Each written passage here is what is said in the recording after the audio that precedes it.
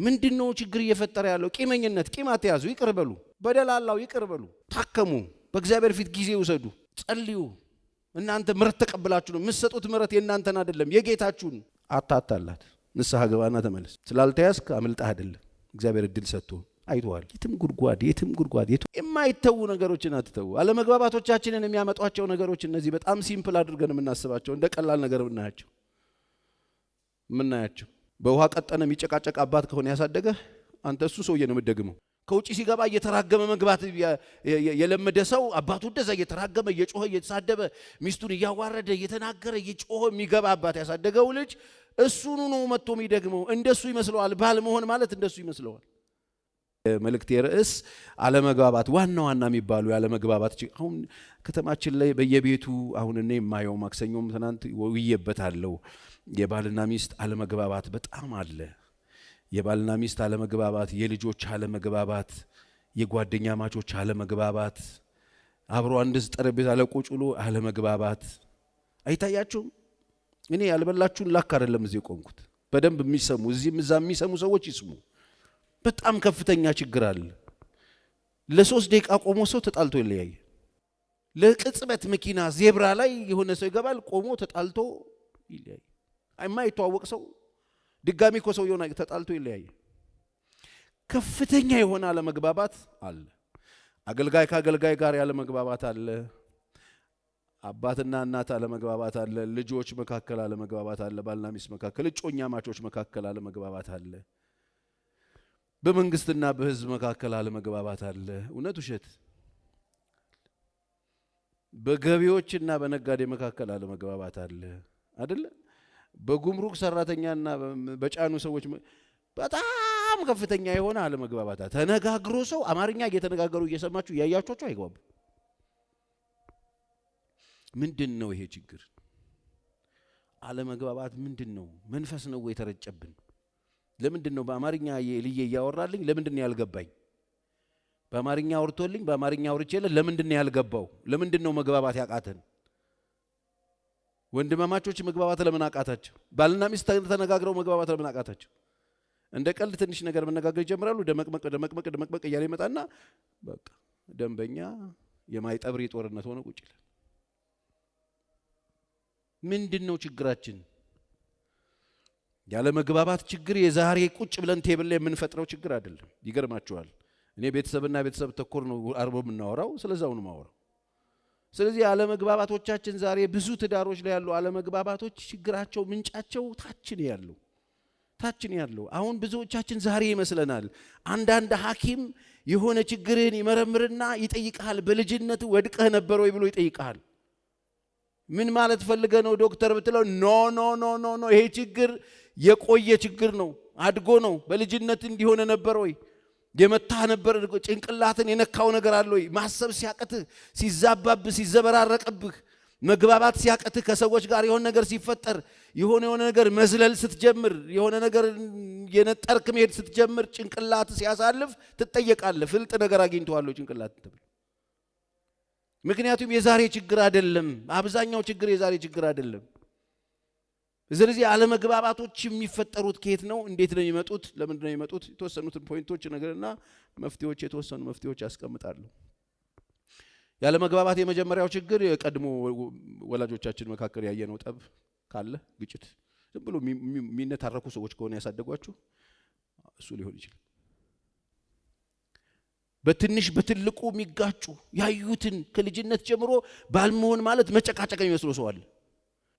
በትንሽ በትልቁ የምትጨቃጨቅ፣ የምትናገር፣ የምትነታረክ፣ ተነጋግራ መግባባት የማትችል እናት ያሳደገቻት ልጅ፣ ተነጋግሮ የሚናገሩት ነገር ምን እንደሆነ የማይታወቅ የሚለፋለፉ እናቶች ያሳደጓቸው ልጆች፣ መጣላት እንጂ መታረቅ ሳያዩ ያደጉ ልጆች፣ መጨቃጨቅ እንጂ ጭቅጭቅ ለምን እንደተፈጠረ ወደ ኋላ ዞር ብሎ ነገሩ ሶርሱን አግኝቶ ለዛ ነገር መፍትሄ ሰጥቶ የማሄድ ቤተሰብ ያሳደገው ሰው እመኑኝ ሲያድግ እንደዚህ ነው የሚሆን።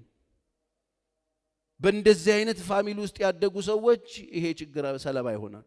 አያውቁትም እነሱ። በልጅነት ወድቀህ ነበር እልሃለሁ እኔ ዛሬ። በልጅነት ያየኸው ነገር አለ። መግባባት ያቃተ ከሚስት ጋር ከባልሽ ጋር መግባባት ያቃተሽ ከልጅነቱ ጀምሮ ያያደገውን ነገር ሲያድግ እሱኑ ነገር ነው የሚያወጣው። ባንክ ሄዳ ተነጋግሮ መግባባት የማይችል ሰው እንዴት አድርጎ ነው መስሪያ ቤት የሚገባባው? እንዴት እንዲገባባ ጠበቅ ነው?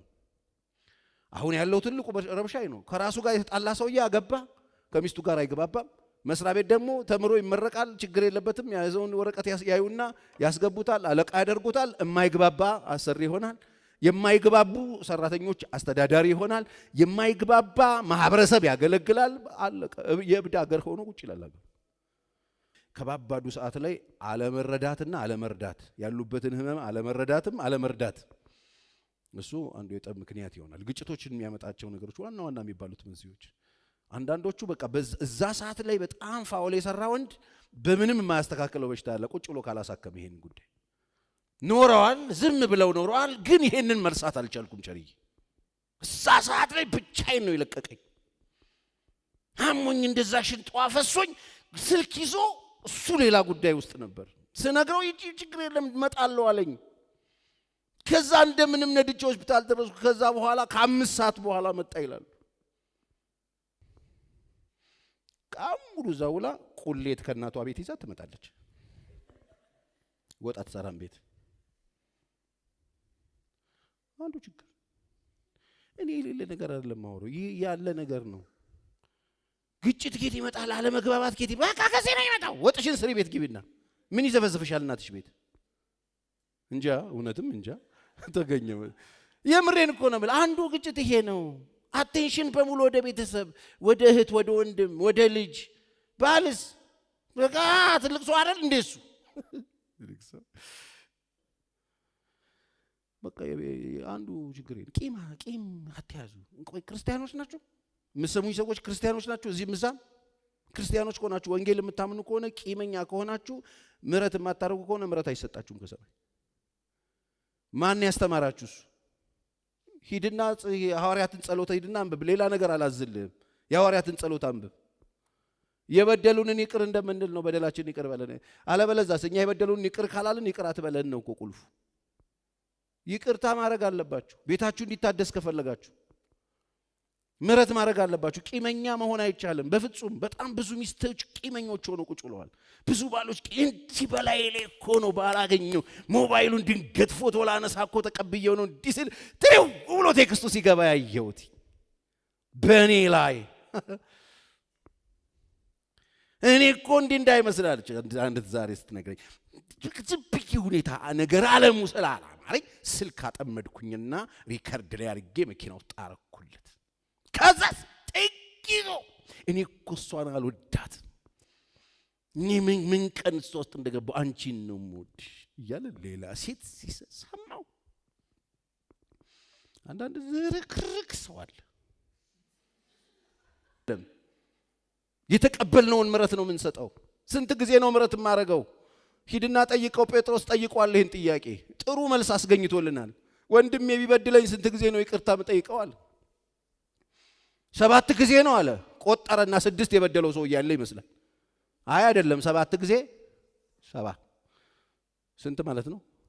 490 እስቲ 490 በሉ። በቃ ሚስትህ 490 ትባላለች። ኮንዶሚኒየም ማስመሰልኳታ ሚስት ወይ ባልሽ 490 ነው። እስቲ 490 በሉ።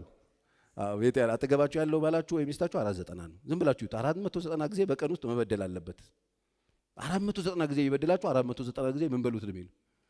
ይቅር በሉት ነው የሚለው። ና እኔ አይንኩኝ ይላል አንዳንድ ሰው። እኔ ከነኩኝ እኔ አልቀየም፣ ከተቀየምኩኝ ጌታም ጥተሽ ነው። ማን ያጠመቀሽ ይሄን ጥምቀት?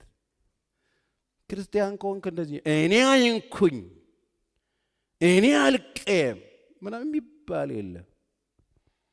መለቀቅ ነው የተሰጠን። ለሰዎቹ ብለን እንዳይመስላችሁ፣ ለራሳችን ብለን ቂምን የምንለቀው ለራሳችን ብለን። ቂም ስትይዙ ምን ማለት መሰላችሁ? መርዙን ጠጥታችሁት እናንተ ውስጥ ቁጭ አድርጓችሁታል። የተቀየማችሁት ሰውዬ እንዲወድቅ እየጠበቃችሁ ነው። መርዙን እናንተ ጠጥታችሁ ሰው እንዲሞት እንደመጠበቅ ነው። ጅል አትሁኑ፣ ድፉት። ሌላኛው አለመግባባትን የሚፈጥረው ሌላኛው ችግር እያለ ችግር እንደሌለ ማውራት። እንዴ ነው ሰላም ነው እንደሌለ መቁጠር።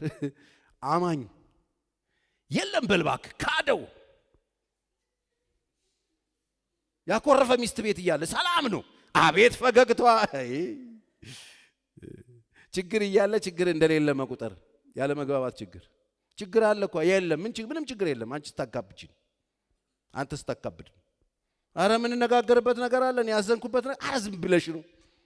መንፈስ ነው ተቃዋሚው። አረ ችግር አለ፣ እኔ የሆነ ቅር የሚለኝ ነገር አለ፣ ያገኘሁት ነገር አለ፣ እንድናወራ እፈልጋለሁ። የለም ባክሽ፣ ካጁ እመኝ ጌታ። ችግር እያለ እንደሌለ መቁጠር። ኦኬ፣ ይሄ ያለ መግባባት ይፈጥራል። በባልና ሚስት መካከል ምንም ተነጋግረ መግባባት አትችልም። ይሄ እያለ ችግሩን እንደሌለ አንዱ ቦታ የሰጠውን ነገር ቦታ አሳጥተ እንደሌለ ስትክደው ዝም ብለሽ ነው ምንም የለም።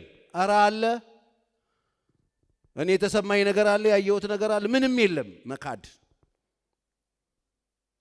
ችግር እያለ ችግር እንደሌለ መቁጠር ሌላው በሽታ ነው።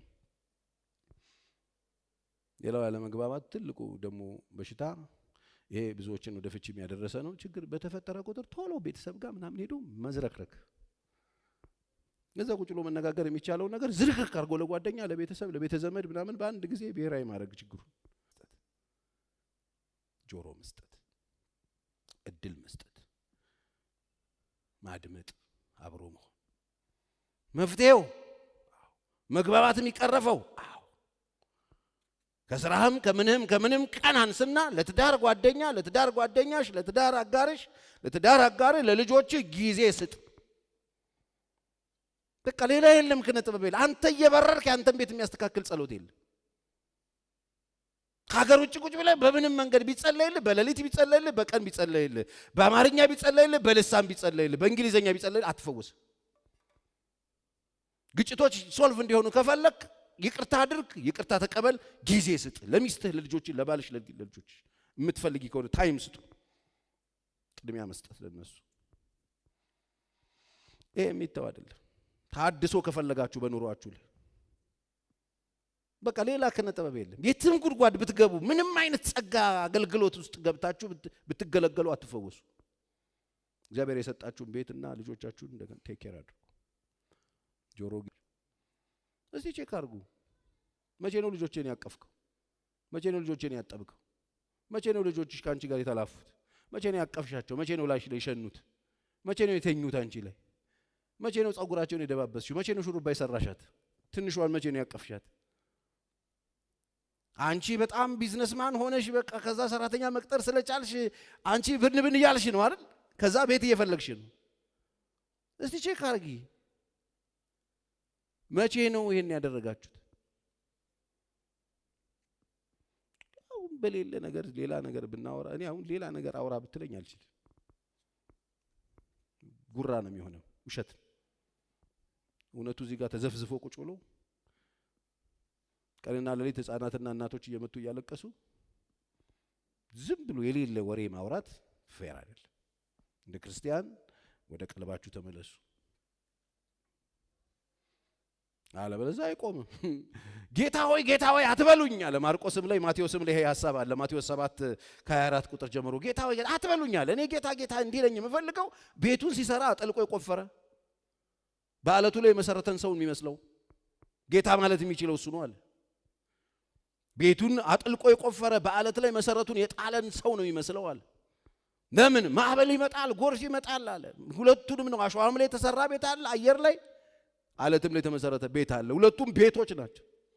ቤት ነው ሁለቱ። አሸዋና አለት ላይ የተመሰረተ ቤት አለ። አሸዋ ላይ ቤት ሰርተህ ቤቴ ይኖራል ብለህ ነገር እንዳታስብ። አሸዋ ላይ ቤት ሰርተህ ፍቅር የሌለበት፣ ህብረት የሌለበት፣ አብሮ ማዕድ መቆስ የሌለበት፣ አብሮ ማምለክ የሌለበት፣ መነጋገር የሌለበት፣ መተዋወቅ የሌለበት፣ መግባባት የሌለበት ቤት ሰርተህ አንተ ባለቤት ሪል ስቴት ስለገዛ ባለቤት አትሆንም። ባለ ድንጋይ ነው የምትሆኑ። ባለቤት መሆን ከፈለጋችሁ ቆፍሩ፣ ስሩ፣ ቤታችሁ አለመግባባቶችን ቅረፉ። የሚቀረፈው ደግሞ በዚህ ነው። አለቱ ላይ የተመሰረተን ቤት ሁለቱንም መጥቶ ማዕበል መታው ይላል። ሁለቱም ተመቶ ያ በአለት ላይ ስለተመሰለ ሊወድቅ አልቻለም፣ ሊያናውጠው እንኳን አልቻለም። ሚስትህን ባልሽን ጠይቂ፣ ተነጋገሩ፣ አውሩ፣ ተግባቡ። ምንም ነገር ስታደርጉ በተቻለ መጠን ለቤተክርስቲያን ሰሚት አድርጉ፣ ቤተክርስቲያን ተገዙ። ማትጠየቁ መስሏችሁ ከሆነ እግዚአብሔር ይጠይቃቸዋል።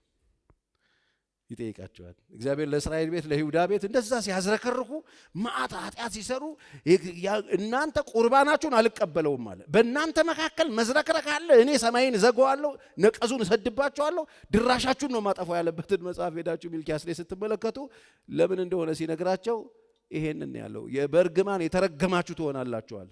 ምክንያቱ ሲባል ብዙ ጊዜ ከአስራት ጋር ነው የምናገናኘው አይደለም። ሙሉውን ሐሳብ ስታነቡት ሌላ ነገር ነው የሚያወራው። በተለይ ቁጥር ምዕራፍ 2 ሚልኪያስ ላይ ምዕራፍ 2 ከ12 ቁጥር ጀምሮ ያለውን ቃል አንብብላችሁ።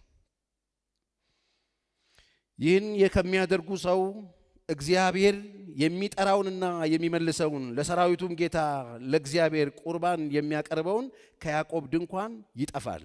ይህንንም ደግሞ አድርጋችኋል። ምን? እግዚአብሔር ቁርባንን ዳግመኛ እንዳይመለከት ከእጃችሁ በደስታ እንዳይቀበለው መሰዊያውንም በእንባ በለቅሶ በሐዘንም ትከድናላችሁ። እግዚአብሔር የማይቀበልበት ምክንያት መሰዊያዬን በእንባ ትከድኑታላችሁ፣ በለቅሶ በሐዘን በተሰበሩ ሰዎች፣ በሚያለቅሱ ሰዎች፣ በተጎዱ ሚስቶች፣ በሚያለቅሱ ልጆች፣ በተሰበሩ ባዘኑ ሰዎች ትሞሉታላችሁ። መሰዊያውን በእንባ ትሞሉታላችሁ። የሚያለቅሱ ሰዎች አሉ። ምን ሆኖ ነው የሚያለቅሱት? ስሙ በደንብ በእንባ በለቅሶ በሐዘን ትከድኑታላችሁ። እናንተም ስለምንድን ነው ትላላችሁ ሰማይ ተዘጋው? ስለምንድን ነው እግዚአብሔር የምትቆጣው? ስለምንድን ነው ነቀዝ የምትሰደው? ስለምንድን ነው ምን አድርገ ነው ትላላችሁ? ስሙ በደንብ ብላችኋል። ሚስትህ ባልንጀራህና የቃል ኪዳን ሚስትህ ሆና ሳለች ምንህ ሚስትህ ጋሽ ባል ሚስትህ ባልንጀራህና የቃል ኪዳን ሚስትህ ሆና ሳለች እርሷን አታለሃታልና ይል ተጠያቂነት አለ። ሚስትህን ማታለል አትችልም ነው የሚለው። አታለሃታል የቃል ኪዳን ሚስትህን ባልንጀራህን። መሰዊያውን በእንባ ሞልተኸዋል፣ በእንባ ከድናችሁታል። የሚያለቅሱ ሰዎች እንዲበዙ አድርጋችኋል፣ የተሰበሩ ሰዎች እንዲበዙ አድርጋችኋል። አንተ ደግሞ ባል፣ አንተ ደግሞ ሰውዬ የቃል ኪዳን ሚስትህን አታለሃታል፣ ቺት አድርጋሃታል። እጠይቅሃለሁ አለ እግዚአብሔር። እሱ አላወቀችም አይደል? አው እግዚአብሔር ግን ይጠይቅሃል። እሱ አላየችህም አይደል? እግዚአብሔር ግን ይጠይቅሃል። የገባህበት ጉድጓድ ገብቶ ይጠይቅሃል።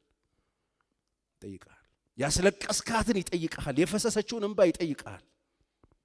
ያስፈሰስሽውን እንባ ይጠይቅሻል። የገባሽበት ጉድጓድ ብትገቢ አታመልጭ። እግዚአብሔር በዙፋኑ ላይ አለ። እግዚአብሔር ያያል። ይገርም ነው። ስለምንድን ነው ትላላችሁ? ሚስት ባልንጀራ የቃል ኪዳን ሚስት ሆና ሳለች እርሷን አታለሃታልና እግዚአብሔር ባንተና በልጅነት ሚስት መካከል ምስክር ስለሆነ እግዚአብሔር የሕይወትን መንፈስ አንድ አድርጎ ጠብቋልና ጠብቆ የለምን? እርሱም የሚፈልገው ምንድን ነው? ዘር አይደለምን? ስለዚህ መንፈሳችሁን ጠብቁ። ማንም የልጅነት ሚስቱን አያታል። ማንም የተማርኩን ያልተማርኩን፣ ባለስልጣን ሁን ተራ ሰው ሁን፣ ትልቁን ትንሹን፣ ነጩን ጥቁሩን፣ ማንም ሚስቱን ማታለል አይችልም። የተካናችሁ በውሸት አጭበርባሪዎች ማንም። ለምን? እግዚአብሔር በዙፋኑ ላይ ሆኖ ያያል። ትጠየቃለህ። ተሰብሰብ፣ ግድ የለህም። ማታለል አይቻልም አለ እግዚአብሔር። አታለሃታል፣ እጠይቅሃለሁ። ማንም ሰው የልጅነት ሚስቱን አያታል። ቁጭ ብለህ የምትሰማኝ ቤትህ ሶፋ ላይ ቁጭ ብለህ ሎ ሶሉሽን ስጧቸው። ቶሎ ትንሽ የሚባል የሚናቅ ነገር የለም። መኃልየ ሰለሞን ላይ ምዕራፍ 2 ቁጥር 15 ላይ ወይናችን አብቧል አለች። የወይናችን ቦታ የሚያጠፉትን ቀበሮች ይላል። ቀበሮቹ ደግሞ ምን አይነት ናቸው ይላል? ጥቃቅን ቀበሮች አጥምዳችሁ ያዙልን አለች። የውዴን የወይን ቦታ ስጠብቅ የኔን ግን የወይን ቦታ ጥቃቅን ቀበሮች አሳዱ። አትናቋቸው። ትንንሽ ናቸው ብላችሁ አትተዋቸው። እኛ ቤት ያለው ኬዝ ትንሽ ነው አትበሉ። ትንሹን አሳዱና አጥፉት። ትንንሽ የሚባል ኬዝ የለም። ትንንሽ ነገሮችን እየገደላችሁ እያጠፋችሁ ሂዱ። ሶልቭ እያደረጋችሁ ሂዱ። ትንሹ ትልቅ ይሆን፣ ትንሿ ነገር ትልቅ ትሆናለች። ነገር እንደ ቀልድ የተጀመረች ትንንሽዬ የምትሏት የምትንቋት አይሶ ኬዝ ኖርማል እኮ ነው። ዝም ብለን አልፎ ነው የምናወራው። ትንሽዬ ጥርጣሬና ችግር ካለ ብሎክ አድርግ፣ ይቅርብ። እኔ የሚጠቅምህን ነገር ነው ብነግር። ተደብቃችሁ ስልክ የምታወሩ ተደብቃችሁ የምትሾካሾኩ ኦኬ ሰላም አይ ምን ሌላ ነገር አይደለም ጀስት ፍሬንድሺፕ እዛ ጋር ጥርጣሬ ካለ ትንሽ ነው ብለህ አትናቀው ትልቅ ነው የሚሆነው እሱ ነገር ለትረስት ለማጣት እምነት ለማጣት ትልቅ ይሆናል አደጋ ሆኖ ቁጭ ሊል ይችላል ትንንሽ የሚመስሉ ነገሮችን አጥፉ ኖርማል የምትሏቸው ነገሮች ቤታችሁ ሌላው ሰው ጋር ጥያቄ የሚፈጥር ነገር ካለ ቶሎ እሱን እየገደላችሁ ሂዱ በትዳራችን ጌታን መምሰል አሁንም የሁላችንም ጎል መሆን አለበት በጣም ነው ግራ የሚያጋባው እሷን ነው እኮ አምጥቶ ሐዋርያ ጳውሎስ ሐሳቧ የምትጸነው ሐሳብ በክርስቶስ ዘንድ የነበረች ሐሳብ ናት ብሎን እያንዳንዳችን ልብ ውስጥ ሊቀመጥ የሚገባው ሐሳብ የክርስቶስ ሐሳብ እንደሆነ ወደ እርሱ እንድንመስል ፊልጵስዩስ ባነው ሮሜም 8 ላይ ደች ውስጥ ተመለከቱ ልጁ በብዙ ወንድሞቹ መካከል በኩር ይሆን ዘንድ አስቀድሞ ያሰባቸውን የልጁን መልክ እንዲመስሉ አስቀድሞ ምን አድርጓል ወስኗል አስቀድሞ ወስኗል ምን እንዲመስሉ ልጁን እንዲመስሉ ስለዚህ የተወሰነባቸው ነገር እንዳለ ወቁ ክርስቲያኖች ስለዚህ ከዛሬ ነገ ወደ የትኛው መልክ ነው እየተጠጋው ያለው የሚለው ማሰብ አለባችሁ እኛ ጋር እየተፈለገ እግዚአብሔር እየጠበቀው ያለው ሐሳብ በክርስቶስ ዘንድ የነበረ ሐሳብ ነው የሐሳብ የሁላችን ሐሳብ እንዲሆን እግዚአብሔር ይፈልጋል እግዚአብሔር ማስተዋል ይስጠን ስለዚህ በምንም ታምር እንግዲህ መፍትሄ የምንፈልግ ከሆነ ሁላችንም ወደ ተቀመጠልን ጎል ወደ ተቀመጠልን መልክ መምጣት አለብን የዛን ጊዜ ሶሉሽን መምጣት ይጀምራል ጎሽ ባል የተቀየረ ጎሽ ሚስት የተቀየረች ይባላል ለውጥ ይኖራል እንደ ክርስቶስ ይበጻፍ ቅዱስ እኛስ የክርስቶስ ምን አለን ነው የሚለው ልብ አለን ነገሮችን በክርስቶስ ልብ ማየት እንጀምር ነገሮችን በክርስቶስ መንፈስ መመልከት በተሰጠን እግዚአብሔር ባስቀመጠልን ዓላማና ግብ ልባችን ተሞልቶ መራመድ ስንጀምር ለውጥ ይሆናል ለውጥ በከነ ጥበብ አይደለም ለውጥ የተቀመጠ ነገር አለ እሱ የተቀመጠው ክርስቶስ ሁላችንም ዩተርን አድርገን ወደዚህ መልክ መምጣት ስንጀምር ጠባችን ራሱ ልክ ይኖረዋል ግጭት የለም አላልኩም ግጭቱ ራሱ አብሮ የሚኖር ሰው የሚጋጨውን ግጭት ነው የምንጋጨው የማይግባቡ ሰዎች የሚጋጩትን ግጭት አይደለም የምንጋጨው አሁን እኮ ግጭቱ ከቤት ይወጡ ማህበረሰቡ ጋር ታያላችሁ ማህበረሰቡ ጋር ወጥቶ ተቋማት ጋር ታያላችሁ ተቋሙን አልፎ ሀገሩ ጋር ታያላችሁ ሀገሩን አልፎ ክልል ላይ ታዩታላችሁ ምን አይነት ሀገር ነው እየፈጠርን ያለ ነው ምን አይነት ሀገር ነው ነገር ይኖረን የፈለገ ነው ምንድነው ችግሩ ሲባል ምን ሊመስል እንደፈለገ አይታወቅም የተሽጎረጎረ ነገር ይዘን መግባባት አቀቶን አማርኛ ቋንቋ ለቋንቋ የምንግባባ ሰዎች ተነጋግረን መግባባት እንዳንችል ሆኗል ምክንያቱም ሲባል የተቀመጠልን ግብ ይሰርገናል እንድንመስል የተፈለገው ክርስቶስ ደግሞ ከሁሉ ጋር መግባባት ይችላል አሜን ክርስቶስ ፍቅር ነው ክርስቶስ ኃጢአተኛ ብታመጡለት ኃጢአተኛ ትሪት ማድረግ ይችላል ክርስቶስ ሌባውን ወንበዴውን እንዴት ትሪት እንደሚያደርግ የሸጠውን እንዴት ትሪት እንዳደረገው ኢሞሽናል ሆኖ አንተ ሌባ ደሞ እግርን ትሰጠኛለህ ብሎ ጎትቶ አፈረጠው ሚል አታዩ አጠበው የክርስቶስ ልብ ይሁዳ እንደሸጠው እኮ ያቀ ቀብድ በልቶበታል አብረው ራት ተቀመጠው ምናምን ሽጦኛል እኮ አንዱ ምናምን ከናንተ መካከል አንዱ አላቸው እኔ ሆነ እንዴ ምናምን ተባብሎ ሁሉ ብሎ አላሳየበት ያቃል የሸጠውን ያቃል 12ቱም አሉ አንዱን የሸጠኝ አለ አሳልፎ የሚሰጠኝ አለ እዚሁ አለ ቀብድ በልቶ አብሮ ይበላል አለ ማን ነው ሁሉም እኔ ካንተ ጋር ነኝ የሚሉ ናቸው እንዴት አርጎ እንደያዘው እስከ መጨረሻ እንዴት እንደጠበቀው በፈቃዱ ሄዶ ራሱ አጠፋ እንጂ ኢየሱስ ክርስቶስ ይሁዳን ሳቢ ገባ ይቀበለው ነበር እንደ ጴጥሮስ አልቅሶ ቢመለስ ይቀበለው ነበር የክርስቶስ ልብ አለ አሜን ያርግላችሁ ይሄን አለመግባባቶቻችሁ መፍታት ትፈልጋላችሁ አይናችሁን ወደ መስቀል አንሱ የፍቅር ረሃብ አለባችሁ የምሕረት የይቅርታ ረሃብ አለባችሁ እጥረት አለባችሁ እየተንኮሻኮሻችሁ ነው ሰላም አጣችኋል ረፍት አጣችኋል ይቅርታ ማድረግ አጣችኋል የእናንተን አይደለም የጌታን ተቀበሉና ስጡ ጌታን ተቀበሉት ክርስቶስ ለእናንተ ነው መስቀል ላይ ደሙን ያፈሰሰው የሱን ይቅርታ ተቀበሉና የእናንተን አይደለም የተቀበላችሁትን ስጡ በቃ ቤታችሁን እንደዚህ ያድርጉና አይደል መግባባት ያቃታችሁ ሰዎች የኢየሱስ ክርስቶስ መስቀል ስራ የእናንተን ቤት ካላዳ ነው ማንንም የሚያድናችሁ አይመጣም አትንቀረፈፉ እግዚአብሔር ሊመልሳችሁ ነው የሚያወራው እግዚአብሔር ማስተዋል ይስጠን